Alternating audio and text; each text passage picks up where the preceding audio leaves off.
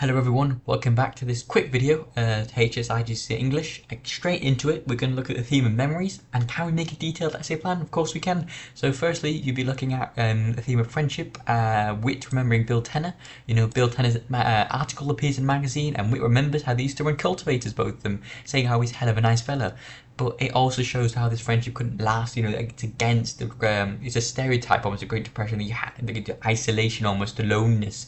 Any friendship is against the stereotype because it was impossible to support someone else due to the fragility, the lack of money, and the need to move from ranch to ranch to search for a job. Hence, even George and Lenny's relationship fails at the end. You know, Curly's wife, for example, the next one, tells Lenny how she couldn't be in the movies, but she never heard back from the guy who told her she was a natural, and she blames her mother, but it also leads to a hastened marriage with Curly, and also her failure of the American dream, historical context again, and it shows how this impact and the failure of an American dream due to, for example, an aspect of the Great Depression or the kind of unhappiness brought by the Great Depression isn't just within men, but it's also within women as well. You know, Crooks, for example, thinks of happier times when his father used to own Chicken Ranch. You know, he used to play with white kids, for example, but now Crooks is the only coloured person and has to suffer from, you know, continued prejudice. For example, how Candy poses in relation to the memory when Crooks was called into the bunkhouse and beaten up by a ranch worker named Smitty. Again, this kind of theme of memories. So here clearly you have three paragraphs,